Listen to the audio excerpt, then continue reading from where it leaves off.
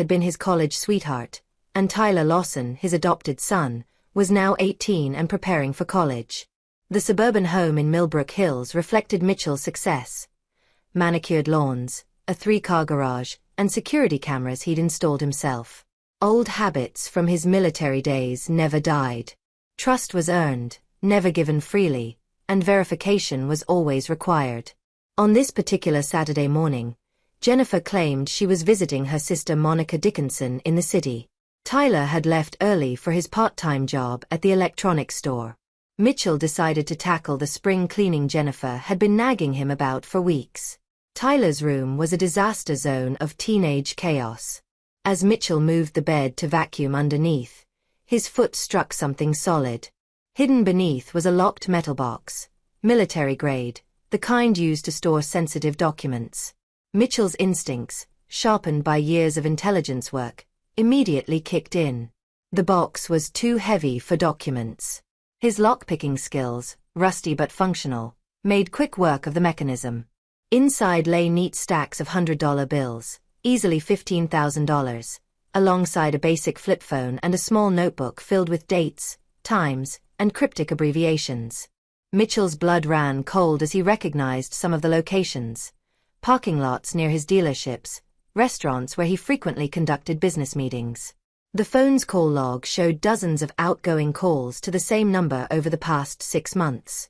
As Mitchell examined the device, it suddenly rang. The caller ID showed only BH. Against his better judgment, Mitchell answered. "Tyler."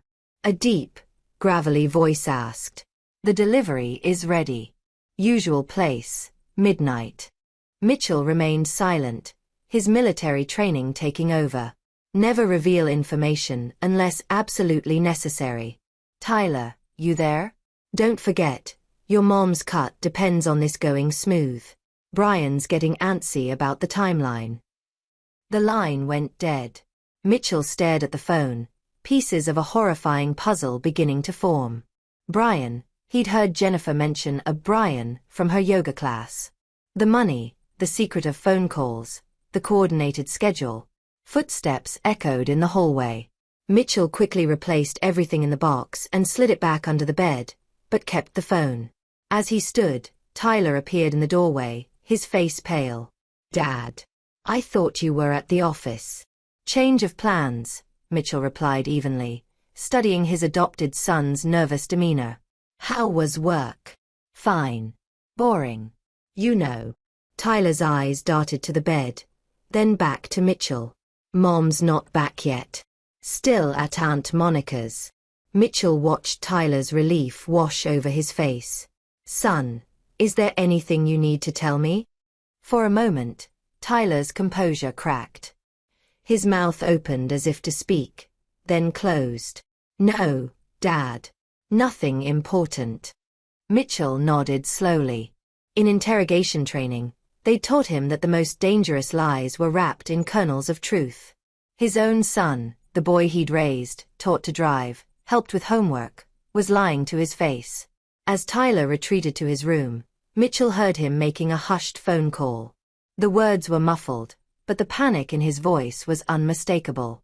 That evening, Jennifer returned home with shopping bags and a bright smile that now seemed forced. She chatted about her day with Monica, describing lunch at a restaurant Mitchell knew for a fact had been closed for renovations all week.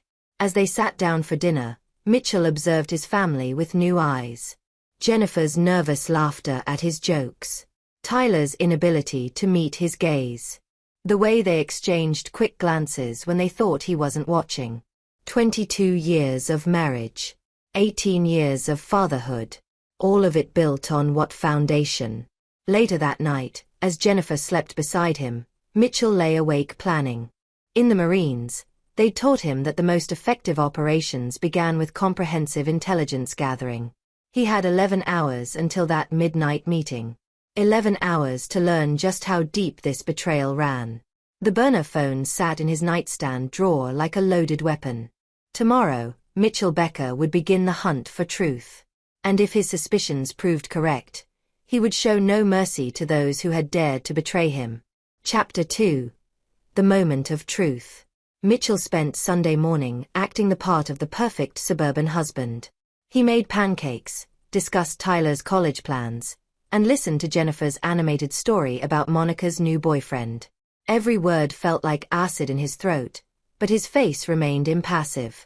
At 11:30 p.m., Mitchell positioned himself in his study with a clear view of the driveway. The burner phone sat on his desk, a digital countdown to betrayal. At 11:45, Tyler crept downstairs, car keys in hand. Mitchell waited 5 minutes before following in his other vehicle, a skill learned during surveillance operations in Fallujah. Tyler drove to Riverside Park, a secluded area near the old industrial district. Hidden behind a cluster of trees, Mitchell watched through binoculars as his son met with a tall, broad-shouldered man in his 40s. Brian Hagan was exactly what Mitchell had expected. Confident, predatory, with the kind of swagger that attracted bored housewives. The exchange was brief. Tyler handed over a manila envelope. Brian passed him a thick bundle of cash. But it was the third figure emerging from the shadows that stopped Mitchell's heart. Jennifer stepped into the moonlight, her arms wrapping around Brian's waist as they kissed with obvious familiarity. She laughed at something Brian whispered, the same laugh that had charmed Mitchell 22 years ago. Tyler stood awkwardly nearby, checking his phone. The family meeting lasted 10 minutes before they separated. Brian and Jennifer heading toward a motel on the outskirts of town, Tyler returning home. Mitchell beat Tyler home by minutes, settling back in his study with the lights off. When Tyler crept back inside, Mitchell was waiting. "Successful evening?" Mitchell asked, switching on the desk lamp. Tyler jumped, dropping his keys. "Dad, you scared me. I was just getting some air." Mitchell stood slowly, his imposing frame filling the doorway. "That's interesting. Because 30 minutes ago, you were getting cash from a man named Brian Hagan." The color drained from Tyler's face. "I don't know what." "Sit down." Mitchell's voice carried the command authority that had once ordered Marines into combat. Tyler collapsed into the nearest chair. "How long?" Mitchell asked simply. Tyler's hands shook as he stared at the floor. "Dad, I can explain." "How long?" 6 months, Tyler whispered. "Maybe 7. And what exactly have you been delivering to Brian Hagan for 6 months?" "Information." The words came out as a croak. "About your business meetings. Your schedules. When you'd be at which dealership. Sometimes about your personal stuff too." Mitchell felt something cold and final settle in his chest. "What kind of personal stuff?" "Bank statements you left in your home office. Passwords you wrote down. Your gun safe combination." Tyler finally looked up, tears streaming down his face. "Dad, I never meant for it to go this far. They said it was just." "They?" "Mom and Brian. They said they needed to know these things for planning." "Planning what?" Tyler's silence stretched until Mitchell stepped closer. The boy who had once been his pride and joy flinched away. "Tyler. Planning what?" "Your accident," Tyler whispered. The words hung in the air like poison gas. Mitchell felt his world tilt on its axis. Not just an affair. Not just theft. Murder. "Explain." "They've been planning it for months. Brian knows people. Dangerous people. They're going to make it look like a carjacking gone wrong. Tomorrow night, when you leave the downtown dealership. They know you always take the same route home." Mitchell's mind raced through the implications. The life insurance policies Jennifer had encouraged him to increase last year. The way she'd been pushing him to update his will. The sudden interest in his business schedules. "And after my accident, Mom inherits everything. She and Brian are planning to sell the dealerships and move to Costa Rica. They already have a house picked out. And you?" Tyler looked up with desperate hope. I thought maybe we could all go together. Like a family." The naivety was almost touching. "Almost." "Did you really think," Mitchell said softly, That after they killed me, they'd keep you around as a witness? Tyler's face went white as the full realization hit him. They wouldn't. Son, you've been working for people planning to murder your father. What exactly did you think your life expectancy was after I was gone? For the first time, Tyler seemed to grasp the magnitude of his situation. Dad, I'm sorry. I'm so sorry. I'll help you stop them. I'll tell the police everything. Mitchell studied the young man who had called him Dad for 18 years. The boy he'd taught to ride a bike, helped with algebra homework, cheered for at baseball games. The same boy who had just confessed to helping plan his murder. Tyler, Mitchell said quietly, there are some things that can't be forgiven. But Dad, you made your choice 6 months ago. Every meeting, every piece of information, every dollar you took. You chose them over me. Mitchell walked to the window, looking out at the suburban paradise that had been built on lies. Now you'll live with that choice. What are you going to do? Mitchell turned back to face his son, and Tyler shrank away from the cold calculation in his eyes. I'm going to give them exactly what they want, with a few modifications of my own. I don't understand. You will. Mitchell moved toward the door, then paused. Tyler, pack a bag. You won't be living here much longer. As Mitchell climbed the stairs to the bedroom where his wife lay sleeping, his mind was already working through the tactical requirements. Jennifer and Brian wanted him dead by tomorrow night. They would get their wish, in a manner of speaking. But first, Mitchell Becker was going to show them what happened when someone tried to kill a man trained in psychological warfare. The game had begun, and Mitchell intended to win. Chapter 3. The Hunter Becomes the Hunted. Mitchell woke before dawn, Jennifer still sleeping peacefully beside him. Looking at her face, the same face he'd kissed on their wedding day, he felt nothing but cold purpose. She stirred as he rose, offering a sleepy smile that had once meant everything to him. Early meeting? She asked. Something like that. Mitchell leaned down and kissed her forehead, a gesture of farewell she didn't understand. I'll be working late tonight. Don't wait up. By 6 a.m., Mitchell was in his study, calling Phil West, his former Marine Corps buddy who now ran a private security firm in the city. Phil owed Mitchell several favors from their Fallujah days. Mitch. Christ, it's early. What's the situation? I need a safe house, untraceable communication equipment, and a favor I can't explain over the phone. Phil's voice sharpened immediately. How bad? Family's compromised. I need to disappear for a few days. Say no more. I've got a cabin upstate. Off the grid, fully stocked. I'll text you the coordinates. Phil. This stays between us. If anyone comes asking, law enforcement, private investigators, anyone, you've never heard from me. Copy that. Mitch. Watch your 6 out there. Mitchell's next call was to Annette Hunter, his attorney and former romantic interest from his pre-Jennifer days. Annette had never married, focusing instead on building one of the most feared legal practices in the state. Mitchell. This is unexpected. Annette, I need legal advice off the record. If someone were planning my murder, what would be the most effective way to protect my assets and ensure the perpetrators received nothing? A long pause. Jesus. Mitchell. Are you serious? Deadly serious. My office. 1 hour. Come alone and use the rear entrance.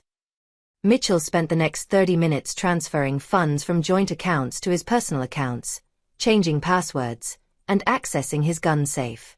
The Glock 19 felt familiar in his hands, an old friend from darker days. At Annette's office, he laid out the situation with military precision. Her face grew progressively paler as he detailed Tyler's confession and the planned accident. We need to contact the police immediately, she said. No. Mitchell's voice was granite. Tyler's confession would be worthless. He's a minor, and his testimony alone wouldn't be enough for conviction. They'd be arrested, make bail, and disappear before trial. Jennifer knows about the offshore accounts I've been setting up for retirement. She could access enough money to vanish. Then what do you propose? I'm going to let them think they've succeeded. Annette leaned back in her chair. Elaborate. Tonight, Mitchell Becker dies in what appears to be a carjacking gone wrong. My truck will be found burned out in the industrial district. Blood evidence will suggest I was killed and my body dumped elsewhere. And in reality, I'll be hunting them. Mitchell's smile was predatory. I want you to set up a new will, effective immediately. Everything goes to charity, St. Jude's, Wounded Warrior Project, organizations Jennifer despises. She gets nothing. Mitchell, this is insane. You're talking about faking your own death. I'm talking about survival. They think they're playing chess with a suburban car dealer. They're about to learn they're facing someone who spent 8 years conducting psychological operations against people who invented the game. Annette was quiet for a long moment. What do you need from me? Legal coverage for what comes next. And an alibi if anyone asks where I've been today. That afternoon, Mitchell executed phase 1 of his plan. He visited each of his dealerships, making sure to be seen by multiple witnesses. At the downtown location, he made a show of staying late, working in his office until 9 p.m. when most of the staff had gone home. At 9:15, he called Tyler from his office phone. Dad. Mom said you were working late. Change of plans. I'm heading home now. Taking the usual route. Mitchell paused. Tyler. I want you to know, despite everything, I love you. Remember that. Dad, you're scaring me. What's? Mitchell hung up. By 9:30, he was in his truck, following his normal route home. But instead of continuing straight at the industrial district intersection, he turned left into the maze of abandoned warehouses. Phil West was waiting with a second vehicle and a duffel bag. Blood packets in the cab, remote incendiary device in the engine compartment, Phil reported. This thing will burn hot and fast once triggered. You sure about this? I'm sure. Mitchell climbed out of his truck, activating the blood packets and spreading the contents across the driver's seat and dashboard. Give me 10 minutes to clear the area. As Mitchell drove away in Phil's nondescript sedan, he triggered the incendiary device. In his rearview mirror, his truck erupted in flames that would burn for hours, destroying any chance of forensic analysis. By 11 p.m., he was at Phil's cabin, monitoring police scanners and local news feeds. The story broke at midnight. Prominent businessman Mitchell Becker's vehicle found burned in industrial district. Blood evidence suggests foul play. Police investigating possible carjacking. At 12:30 a.m., Mitchell's burner phone, a different one from Tyler's cache, rang. Is it done? Jennifer's voice, breathless with excitement. Clean as a whistle, came Brian Hagan's reply. Truck's still burning. Cops think it was a random carjacking. Nobody means they'll spend weeks searching the river. And the police won't connect it to us? How could they? I was in Atlantic City all night. Got hotel receipts and casino surveillance to prove it. Your alibi's solid too. What about Tyler? Kid doesn't know the details. Far as he's concerned, his dad got carjacked by random criminals. He's grieving, but he'll get over it. Jennifer laughed. Actually laughed. God, I can't believe it's finally over. When can we access the accounts? Death certificate takes about a week. Then we cash out and disappear. Costa Rica, here we come. As the call ended, Mitchell felt the last vestiges of his old life die. His wife was celebrating his murder. His son was complicit in his death. Everything he'd built, everything he'd believed in, had been a lie. But Mitchell Becker wasn't dead. And the people who thought they'd killed him were about to learn what true terror felt like. The hunt was about to begin. Chapter 4. Gathering Intelligence. For 3 days, the world believed Mitchell Becker was dead. Local news ran the story. His dealerships released statements expressing shock and grief, and funeral arrangements were being planned. From his cabin hideout, Mitchell watched it all with cold detachment, using surveillance equipment Phil had provided to monitor his own memorial service. Jennifer played the grieving widow perfectly. Dressed in black, dabbing her eyes with tissues, accepting condolences from friends and business associates. Tyler stood beside her, genuinely shaken by what he believed was his father's actual death. The boy's guilt was written across his face. He thought his information had led to a real murder. But Mitchell was learning things that made his blood boil. Through directional microphones and hidden cameras Phil had installed around his house, he discovered the full scope of their betrayal.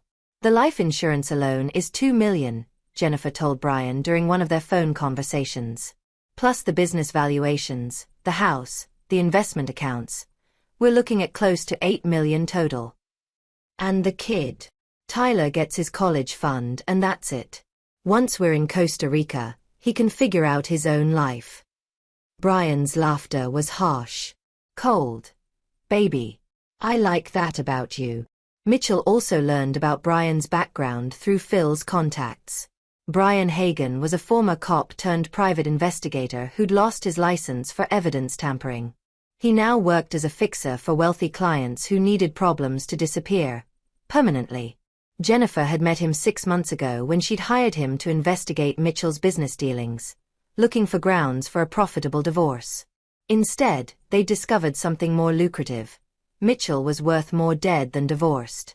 The extent of Tyler's involvement became clearer through recorded conversations. The boy had been feeding them information for months, believing he was helping his mother gather evidence for divorce proceedings. He had no idea about the murder plot until the final week, and by then he was too terrified and complicit to back out. But Mitchell's most important discovery came from Wayne Tuttle, Brian's criminal associate who'd helped orchestrate the fake carjacking. Wayne was a cocaine addict with gambling debts, and Brian had been using him for muscle work. Through careful surveillance, Mitchell learned that Wayne was supposed to have been the one to kill Mitchell, but Brian had decided to handle it personally to avoid loose ends. Wayne didn't know this. He thought Brian had chickened out and hired professional killers instead. This paranoia made Wayne a potential weak link in their operation. On the 4th day, Mitchell began his counteroffensive. First, he anonymously contacted Wayne's parole officer, providing photographic evidence of Wayne's drug use and association with known felons. Wayne was arrested within hours, creating stress fractures in Brian's organization. Next, Mitchell began haunting Jennifer and Brian psychologically. Using his knowledge of their routines, he started leaving subtle signs that someone was watching them. A coffee cup moved on Jennifer's kitchen table while she was showering. Brian's car alarm triggered repeatedly during the night. Fresh flowers appeared on Mitchell's grave, despite the cemetery being locked after hours. The psychological pressure began to show. Jennifer started drinking more, jumping at shadows. Brian installed additional security cameras around his apartment, but Mitchell's military training allowed him to avoid detection while still maintaining surveillance. Meanwhile, Mitchell was building his team. Through Annette's legal network, he contacted Monica Dickinson, Jennifer's sister.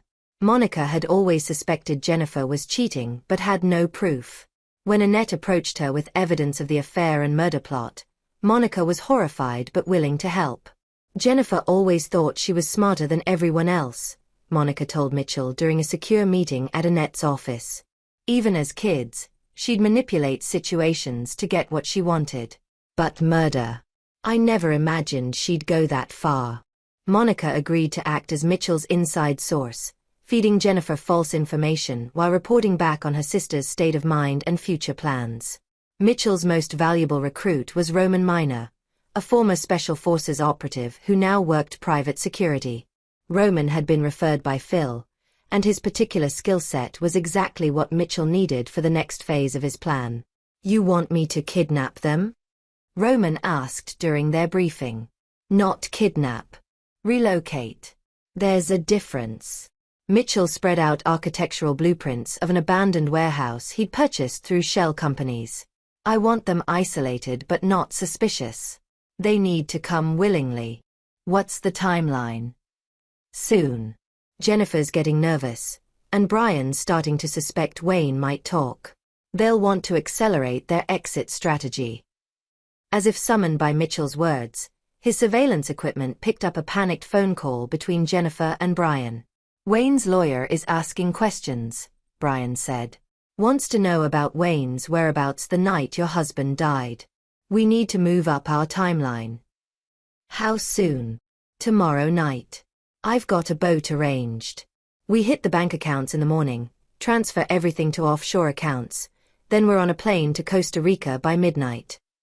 What about the funeral? People will expect me to. Fuck the funeral. Dead husband, grieving widow, whatever. We'll be sipping mojitos while they're lowering an empty coffin. Mitchell smiled grimly as he listened. Perfect. They were going to run, which meant they'd be isolated and vulnerable during the transition. It was time to spring his trap. He made one final call to Tyler's burner phone, knowing the boy had been agonizing over his father's death for days. Tyler, this is your dad. The silence stretched for nearly 30 seconds. When Tyler finally spoke, his voice was barely a whisper. Dad. But you're dead. I saw the news. The truck. I'm very much alive, son. And we need to talk. Chapter 5. The trap is set. Tyler's hands shook as he drove to the location Mitchell had specified. A parking garage downtown, level 3, section C. His father was supposed to be dead, burned alive in his truck 4 days ago. Yet the voice on the phone had been unmistakably Mitchell's, calm and controlled as always. Mitchell waited in the shadows between two concrete pillars, watching Tyler arrive in his beat-up Honda. The boy looked haggard, eyes red from crying, guilt etched in every line of his face. Good. Guilt would make him malleable. Dad. Tyler's voice echoed in the empty garage. Mitchell stepped into the light. Tyler stumbled backward, his face cycling through shock, relief, and terror. You're alive. Jesus Christ, you're alive. Tyler started toward him, then stopped. But the truck, the blood, how? Sit down, Tyler. Mitchell gestured to a concrete ledge. We have a lot to discuss. For the next hour, Mitchell laid out everything he knew. Tyler's face went progressively paler as he learned about Brian's criminal background, the murder plot, and Jennifer's true intentions. She was going to kill you too, Mitchell concluded. After they got the money. Brian doesn't leave witnesses. Tyler buried his face in his hands. I never wanted this. I thought it was just about divorce. About Mom getting a fair settlement. But you knew about the murder plan. You admitted it to me. Only at the very end. Brian pulled me aside the night before and said there'd been a change of plans. He said it would look like an accident, that you wouldn't suffer. I was going to warn you, I swear, but then I got scared and you chose self-preservation over your father's life. The words hit Tyler like physical blows. He looked up at Mitchell with desperate eyes. I know I can't undo what I did, but I'll do anything to make it right. Anything. Mitchell studied his adopted son carefully. The boy was broken, genuinely remorseful, and completely under Mitchell's control. Perfect. Here's what's going to happen, Mitchell said. Jennifer and Brian are planning to run tomorrow night. They think I'm dead, which gives us an advantage. You're going to help me spring a trap. What kind of trap? The kind that ensures they pay for what they've done. Mitchell's voice was ice cold. But Tyler, understand this. Your participation doesn't earn you forgiveness. It might earn you survival. Tyler nodded miserably. What do you need me to do? Mitchell explained the plan. Tomorrow afternoon, Tyler would tell Jennifer that he'd been contacted by someone claiming to have information about Mitchell's murder. A mysterious caller who'd witnessed the carjacking and wanted to sell the information to the highest bidder, the police or Jennifer's family. You'll arrange a meeting for tomorrow night at the Old Riverside Warehouse District. Tell her this witness wants $50,000 for silence, and he'll only deal with family members, meaning her and you. What if she brings Brian? She will. Brian won't let her go alone to meet a potential witness. That's exactly what I'm counting on. Tyler looked confused. But Dad, if they're planning to leave town tomorrow night anyway, why would they care about a witness? Mitchell smiled, but there was no warmth in it. Because I'm going to make them believe that this witness has information that could bring them down even in Costa Rica. Information about their offshore accounts, their new identities, their escape route. The plan was elegant in its simplicity. Jennifer and Brian would come to the meeting location believing they were dealing with an opportunistic witness they could either buy off or eliminate. Instead, they'd find themselves walking into a carefully orchestrated confrontation with a man they thought was dead. What happens to them after? Tyler asked quietly. That depends on how cooperative they are. Tyler swallowed hard. And what happens to me? Mitchell stood, looking down at the boy who'd helped plan his murder. You'll live. But Tyler, after tomorrow night, we're done. I'll make sure you have enough money to finish college and start your life, but you'll do it far away from me. We're not family anymore. The words devastated Tyler more than any physical punishment could have. He started to cry, great heaving sobs that echoed through the garage. I'm sorry, Dad. I'm so fucking sorry. Sorry doesn't bring back trust, son. Sorry doesn't undo betrayal. Mitchell turned to leave. Make the call to your mother. Set up the meeting. And Tyler? If you double-cross me again, Roman Minor will be the last person you ever see. That night, Mitchell finalized his preparations. The warehouse he'd chosen was perfect, isolated, with multiple entrance and exit points, and completely soundproof. Roman had equipped it with lights, cameras, and restraint systems. Phil had provided additional security equipment and would be on standby as backup. Annette had prepared legal documents transferring all of Mitchell's assets to an irrevocable trust, with specific instructions for how Jennifer and Brian would be dealt with legally after tomorrow night's confrontation. Most importantly, Mitchell had prepared psychologically for what was coming. He'd spent years in combat zones, but this was different. This was personal. This was family. At dawn, he received the call he'd been waiting for. Dad. Tyler's voice was shaky. It's done. I called Mom an hour ago. She's bringing Brian to the meeting tonight at 10 p.m. They're scared, really scared. Brian's been asking lots of questions about what this witness might know. Good. Tyler. After tonight, disappear for a while. Go stay with a friend, take a trip, whatever. Don't be anywhere Jennifer or Brian might look for you, because they'll be angry when they realize it was a trap. Mitchell was quiet for a long moment. Because they won't be looking for anyone ever again. The line went dead, leaving Tyler alone with the growing realization that his father, the man he'd helped betray, was about to do something that would change all their lives forever. As night fell over the city, Mitchell Becker prepared for the final act of his deadly game. Tomorrow, the world would learn what happened when someone tried to kill a man who'd spent his life learning how to survive. Chapter 6. The First Cut. Jennifer spent the day pacing Brian's apartment like a caged animal, chain-smoking and checking her phone obsessively. The mysterious witness Tyler had described sounded dangerous, someone who claimed to have seen Brian's face during the carjacking, and knew details only the killer would know. We should just leave now, she insisted for the 10th time. Forget the meeting, forget the witness. We have enough money to disappear. Brian was methodically cleaning his .45 caliber pistol, the one he'd intended to use on Mitchell before deciding the fake carjacking would look more convincing. And spend the rest of our lives looking over our shoulders? No way. We deal with this witness tonight, permanently, then we're free. What if it's a trap? Set by who? Your husband's dead, kid thinks it was random criminals, and nobody else knows anything. Brian slammed the clip into his gun. We go in hard and fast. 50 grand to shut him up, or a bullet if he gets greedy. Jennifer watched him load extra ammunition into his jacket pockets. Brian, maybe we should think about this. Baby, I've been thinking about it all day. This witness is the only loose end. Once he's handled, we're home free. Brian pulled Jennifer close, kissing her roughly. Trust me. After tonight, we start our new life with clean hands. At 9:30 p.m., they drove to the Riverside Warehouse District in Brian's modified SUV.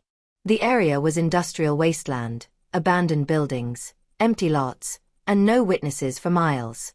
Perfect for making problems disappear. Jennifer's nervousness increased as they navigated the dark streets. Tyler said Building 47. Are you sure this is right? GPS says we're close. Brian checked his rearview mirror for the 20th time. Remember, we go in together, keep the meeting short, and don't let this guy get comfortable. They found Building 47 at the end of a dead-end street. It was a 3-story brick structure with most of its windows boarded up. A single side door was propped open, spilling yellow light into the darkness. Cozy, Brian muttered, parking 20 feet from the entrance. You stay behind me, and keep your hand on the backup gun I gave you. They approached the building cautiously. Inside, they found a small reception area with concrete floors and fluorescent lights humming overhead. A handwritten sign read, Conference Room, 2nd floor, follow arrows. This is getting weird, Jennifer whispered. Stay calm.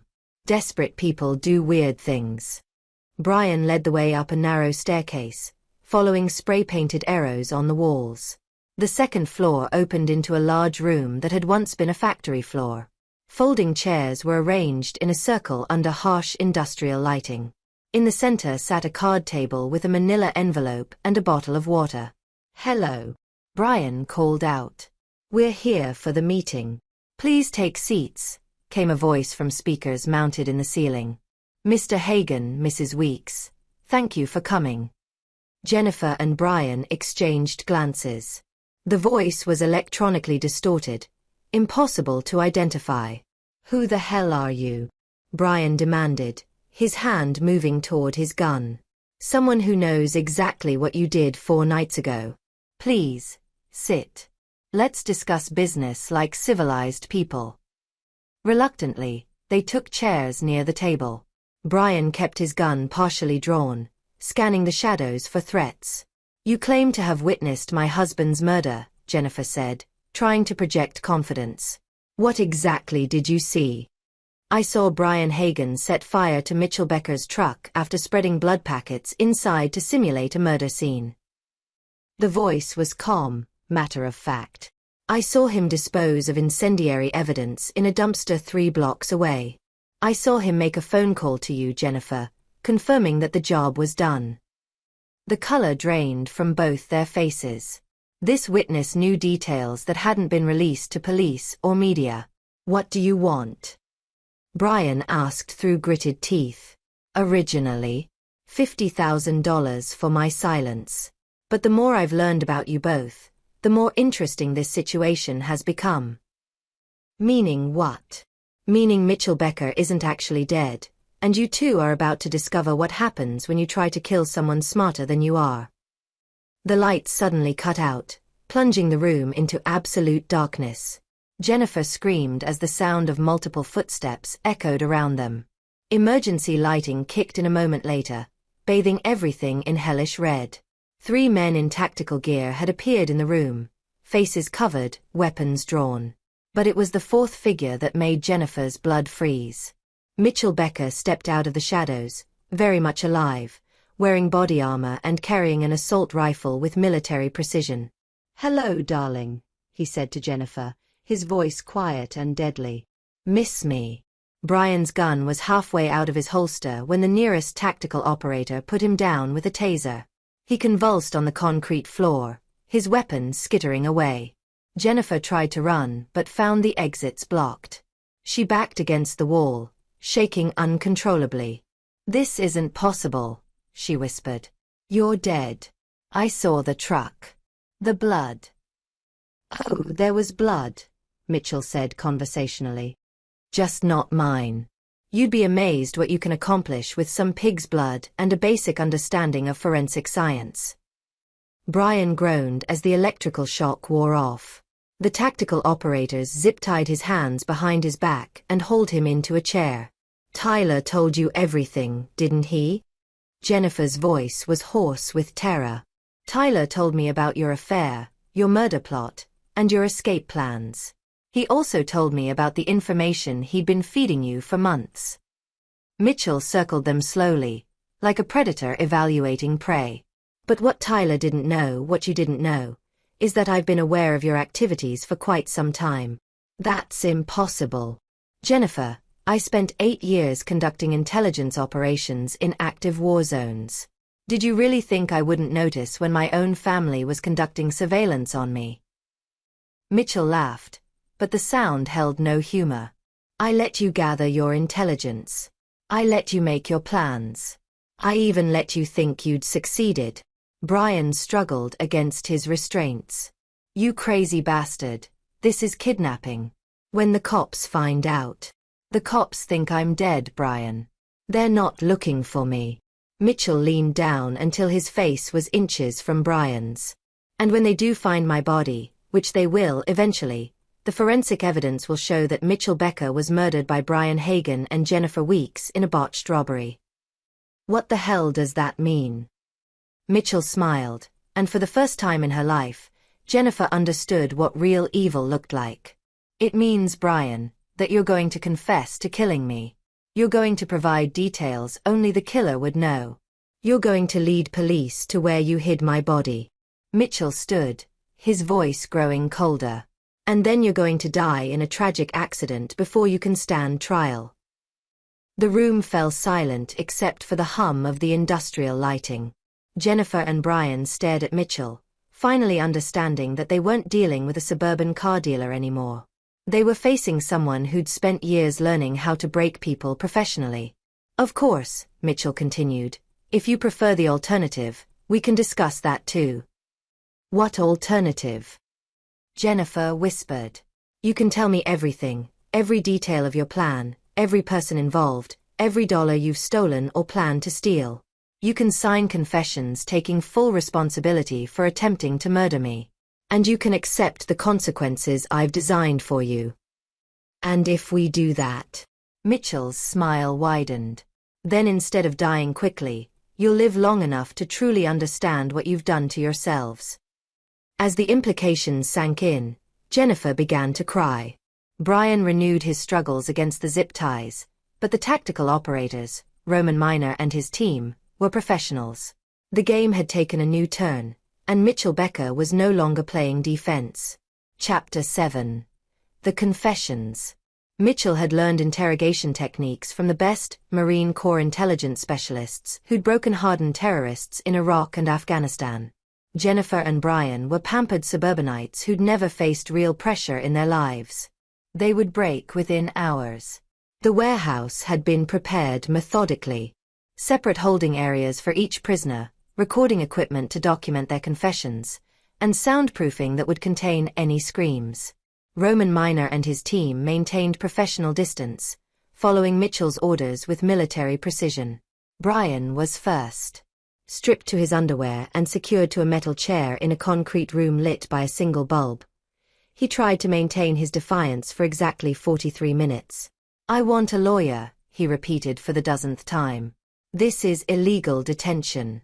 When the FBI finds out. Brian, Mitchell interrupted calmly, the FBI thinks I'm dead. The local police think I'm dead. My own wife celebrated my murder. So far as the world is concerned, you succeeded in killing me. He leaned forward, hands clasped. Do you understand what that means? It means you're fucking insane. It means, Mitchell continued as if Brian hadn't spoken, that legally speaking, I don't exist anymore. Dead men don't kidnap people. Dead men don't commit crimes. Which raises an interesting question. What happens to someone who gets killed by a dead man? The psychological pressure was relentless. Mitchell had studied Brian's profile extensively. Former corrupt cop, gambling addiction, daddy issues from an abusive childhood. Every weakness was a pressure point to exploit. Jennifer's in the next room, you know, Mitchell mentioned casually an hour later. Roman's explaining to her that she has a choice. Cooperate fully, or watch what happens to the man she betrayed her family for. She won't break, Brian said, but his voice lacked conviction. Brian, she's been cheating on me for 6 months and helped plan my murder. What exactly makes you think she's loyal to anyone but herself? As if summoned, Jennifer's voice echoed through speakers in Brian's room. Sobbing, terrified, begging for mercy. Please, I'll tell you everything. Just don't hurt me. Please, Mitchell, I'm sorry. I'm so fucking sorry. Brian's face went white. That's not. She wouldn't. Wouldn't what? Betray you to save herself. Mitchell chuckled. Brian, she betrayed a husband of 22 years and a son she raised from childhood. What makes you special? The psychological warfare continued for hours. Mitchell alternated between reasonable conversation and cold intimidation, slowly breaking down Brian's mental defenses.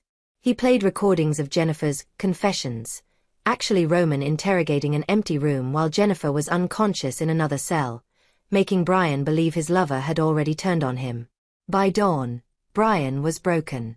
I'll tell you whatever you want to know, he whispered, his voice hoarse from shouting denials. Just make it stop. Tell me about the murder plot. From the beginning. Brian's confession was comprehensive and damning. Jennifer had hired him 6 months ago to investigate Mitchell's business dealings, hoping to find evidence of affairs or financial impropriety for divorce proceedings. Instead, they'd begun an affair, and Jennifer had realized she'd get more money as a widow than a divorcee. She said Mitchell was worth $8 million dead, maybe half that in a divorce, Brian sobbed. She wanted him gone permanently. And Tyler's involvement. The kid was our inside source. Jennifer convinced him it was just for divorce research, schedules, meetings, business information. He had no idea about the murder plan until the last week. When did he learn about the murder? 3 days before. I pulled him aside and told him there'd been a change of plans. Said his dad would have an accident, but wouldn't suffer. Kid freaked out, but by then he was too deep to back out. And after my death, Jennifer inherits everything. We liquidate the assets, transfer the money offshore, and disappear to Costa Rica. Tyler gets his college fund and that's it. We leave him behind. Mitchell recorded every word, documenting the conspiracy in excruciating detail. Brian's confession would be legally worthless in court, obtained under duress and by someone who was legally dead, but Mitchell wasn't planning on using the courts. Jennifer's interrogation was different. Where Brian responded to intimidation, Jennifer crumbled under guilt manipulation. Mitchell had raised Tyler from age 3. Jennifer had given birth to him and watched him grow up. Motherhood was her psychological weak point. He's 18 years old, Jennifer, Mitchell said quietly as she sat in her cell, still wearing the black dress from his memorial service. Tyler's barely an adult, and you used him to help plan his father's murder. What kind of mother does that? I never wanted Tyler involved, she wept. That was Brian's idea. I told him we should leave Tyler out of it. But you didn't stop it. I couldn't. Brian said Tyler was already in too deep. If we backed out, he'd go to the police, and we'd all go to prison. So you decided killing me was the better option? Jennifer's breakdown was complete and devastating. 22 years of marriage, 2 decades of shared memories, and she'd thrown it all away for a criminal with a gambling addiction and a violence fetish. I fell out of love with you years ago, she sobbed. You were never home, always working, always focused on business. I felt like a stranger in my own marriage. So you decided to murder me rather than ask for a divorce? Brian said a divorce would take years and cost hundreds of thousands in legal fees. He said there was a better way. And Tyler was supposed to go to college and move on with his life. We were going to set up a trust fund for him before we left the country. Set up with money stolen from his murdered father. Jennifer couldn't respond to that. The moral horror of what she'd done was finally penetrating her self-justification. By the second day, Mitchell had complete confessions from both conspirators, documented evidence of their plot, and detailed information about their planned escape route. More importantly, he'd broken them psychologically to the point where they were completely under his control. But confession was only the beginning of Mitchell's plan. "Here's what happens next," he told them during their first joint session since capture. They sat chained to opposite walls of the main room, forced to look at each other while Mitchell explained their fate. "You're going to disappear. Brian, your parole officer, will be told you violated terms and fled the state. Jennifer, your friends and family will learn you suffered a mental breakdown after my death and checked yourself into a private psychiatric facility." "For how long?" Jennifer whispered. "For the rest of your lives," Mitchell replied matter-of-factly. "You wanted me dead so you could enjoy $8 million in Costa Rica. Instead, you're going to spend whatever time you have left learning what real hell feels like." "You can't keep us here forever," Brian protested weakly. "Someone will come looking." "Who?" "Brian, you're an ex-cop with no family and a criminal record. Your only friend was Wayne Tuttle, who's back in prison. Jennifer, you've been telling everyone for weeks that you need time alone to grieve. Monica thinks you're visiting a grief counselor in another state." Mitchell walked between them, his voice calm and conversational. "You see, I've had months to plan this while you thought you were planning my death. Every detail has been considered. Every loose end has been tied up." "What about Tyler?" Jennifer asked desperately. "Tyler made his choice when he chose to help you instead of warn me. He's alive, he has money for college, and he knows never to cross me again. That's more mercy than either of you deserve." Mitchell paused in front of them, his expression unreadable. "You wanted to know what happens next? Tomorrow, we begin your education in consequences. You'll learn what it feels like to be completely helpless. To have your fate controlled by someone who sees you as less than human. To know that every breath you take exists only at the pleasure of someone you tried to destroy." He turned toward the exit, then stopped. "Oh, and one more thing. You'll have plenty of time to think about how this could have been avoided. All you had to do was not try to murder me." As Mitchell left them alone in the darkness, Jennifer and Brian faced the growing realization that their nightmare was just beginning. They'd succeeded in killing Mitchell Becker, the car dealer, the suburban husband, the adoptive father. But they'd awakened something far more dangerous. A predator who'd spent years learning how to destroy enemies without mercy or conscience. And this predator had all the time in the world to make them pay. Chapter 8. The Reckoning. 3 weeks into their captivity, Jennifer and Brian had been reduced to shells of their former selves. Mitchell's psychological torture was methodical and relentless, calculated to break them completely without leaving physical evidence that could later be questioned. They were kept in separate cells most of the time, allowed together only during education sessions, where Mitchell forced them to confront the full scope of their betrayal. He made them watch recordings of Tyler's breakdown when he learned about the murder plot. He played audio of their own phone calls, letting them hear their casual discussions about disposing of Mitchell's body and celebrating their inheritance. "Did you know Jennifer laughed when you told her I was dead?" Mitchell asked Brian during one session. "Actual laughter," she said. "God, I can't believe it's finally over." Brian stared at Jennifer with hollow eyes. "You laughed." "Brian, I." "She also asked when she could access the life insurance money," Mitchell continued. "Seems she was more interested in the payout schedule than whether I'd suffered." The psychological warfare was designed to turn them against each other, and it was working. After weeks of stress, sleep deprivation, and constant fear, their relationship was disintegrating. "This is all your fault," Brian snarled at Jennifer during one joint session. "I was making good money as a private investigator. You're the one who wanted your husband dead. You were the one who said murder was better than divorce. You convinced me we could get away with it. Because you were crying about how miserable you were, how trapped you felt. I was trying to help you. Help me. You were helping yourself to $8 million. Mitchell watched their mutual destruction with clinical interest. In psychological warfare, the most effective technique was often making enemies destroy each other rather than destroying them directly. But psychological torture was only the first phase of Mitchell's justice.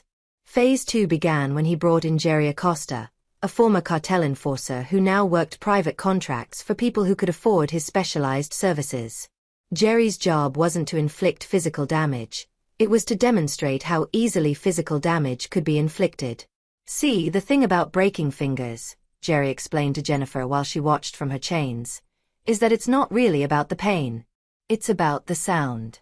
That little pop when the bone snaps. Most people break mentally the first time they hear it." He held up Brian's hand, gently flexing the fingers while Brian whimpered. "But we're not going to break your fingers today," Jerry continued conversationally. "Today we're just going to talk about what it would feel like if we did." The psychological impact was devastating. Jennifer and Brian were forced to contemplate physical torture without actually experiencing it, which often proved more effective than actual violence. The imagination could conjure horrors worse than reality. "Please," Jennifer sobbed. "We confessed. We told you everything. What more do you want?" "What I want," Mitchell said quietly, "is for you to understand what you stole from me. 22 years of marriage. 18 years of fatherhood. A family I trusted with my life. We can't give that back." "No, you can't. But you can pay for it." Mitchell nodded to Jerry, who produced a small medical kit. "Dr. Acosta here is going to help you understand pain the way I understood pain when I realized my family had betrayed me." But instead of physical torture, Jerry administered sedatives that left Jennifer and Brian conscious but helpless, aware of their surroundings but unable to resist or fight back. "Paralytic agents," Mitchell explained as they lay motionless on medical tables. "You can see, hear, and feel everything, but you can't move a muscle. It's how I felt when I discovered your plot, aware of the danger but powerless to stop what was happening to my life." For 12 hours, they lay paralyzed while Mitchell systematically destroyed everything they'd planned for their future. He showed them documents proving their offshore accounts had been frozen and seized. He played recordings of Costa Rican authorities being alerted to watch for them at airports and border crossings. "Your new life is gone," he told them as the drugs wore off. "Your escape route is blown. Your money is confiscated. You have nothing left except what I choose to give you." The final phase of Mitchell's justice was the most brutal: complete isolation and abandonment. "Here's what happens now," he told them during their last joint session. "You're going to be separated permanently. Jennifer, you'll be transferred to a private facility where you'll live under the name Sarah Collins, a mentally disturbed woman with no family or friends. You'll receive basic care, food, shelter, medical attention, but you'll spend the rest of your life knowing that everyone you ever loved believes you're dead." Jennifer started screaming, a sound that echoed off the concrete walls. "Brian, you'll be relocated to a compound in rural Mexico where you'll work off your debts to some very unforgiving people. Your gambling addiction made you vulnerable to loan sharks, and I've purchased your obligations from them. You'll spend however long you live repaying money you never actually borrowed." "This is insane," Brian gasped. "You can't just make people disappear." "I'm not making you disappear," Mitchell corrected. "I'm giving you exactly what you wanted. A new life far away from here. You just won't be together, you won't have any money, and you'll spend every day wishing you'd never heard my name." Roman Minor and his team prepared the transfers with military efficiency. Jennifer was sedated and loaded into a medical transport vehicle that would take her to a private psychiatric facility in Montana, a place that specialized in patients with no outside contacts or family visitors. Brian was handed over to Francisco Holden, a human trafficker who ran labor camps in remote areas of Mexico. Francisco's organization had a reputation for keeping workers alive just long enough to be profitable. As the vehicles drove away into the night, Mitchell stood alone in the empty warehouse. 3 weeks of planning and execution had resulted in perfect justice, his enemies destroyed, his betrayal avenged, and his new identity secured. Tyler had been relocated to a college on the opposite coast, with enough money to finish his education but clear instructions never to contact Mitchell again. The boy would live, but he'd live knowing he'd helped plan his father's murder and lost his family forever. Mitchell Becker was officially dead, his murder solved, his killers vanished without a trace. But the man who'd planned and executed this operation was very much alive, ready to build a new life far from the suburban paradise that had concealed such deadly betrayal. As dawn broke over the industrial district, Mitchell felt something he hadn't experienced in months: peace. His enemies were destroyed, his justice was complete, and his future was his own. The hunt was over. The prey had been consumed, and the predator was free to disappear into whatever life he chose to build next. Chapter 9: New Beginnings. 6 months later, Samuel Cross sat in a beachfront cafe in Belize, reading about the final closure of the Mitchell Becker murder case. Local police had declared Jennifer Weeks and Brian Hagan dead in absentia, victims of what appeared to be cartel violence near the Mexican border. Their bodies had never been found, but enough evidence had been discovered to convince authorities they'd been killed while attempting to flee the country with stolen money. Samuel Cross was 46 years old, a former military contractor who'd purchased a small resort on the Caribbean coast after inheriting money from a dead relative nobody had ever heard of. He was tanned, fit, and spoke fluent Spanish with the local staff.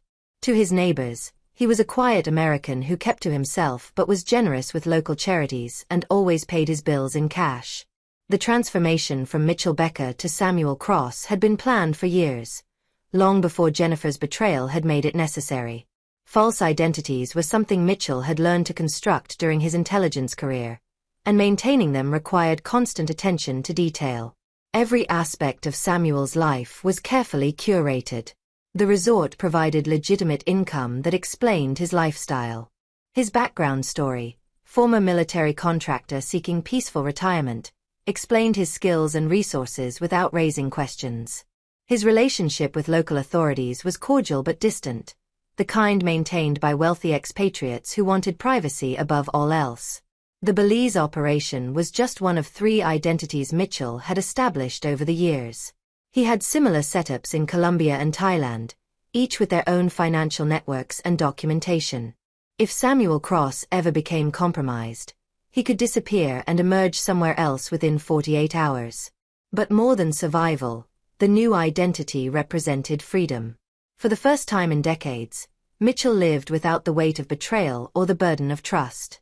He answered to no one, owed nothing to anyone, and could make decisions based purely on his own interests. The resort was profitable and growing. Mitchell had discovered he enjoyed the hospitality business. It allowed him to observe human nature without emotional investment. Guests came and went, staff worked and were paid, and nobody expected anything more complicated than efficient service and comfortable accommodations. The only shadow on his new life was the occasional news about Tyler. Through carefully maintained surveillance networks, Mitchell learned that his former son was struggling in college. Poor grades, drinking problems, and difficulty maintaining relationships. The boy was clearly suffering from guilt and trauma over his role in the murder plot. Mitchell felt nothing about Tyler's struggles.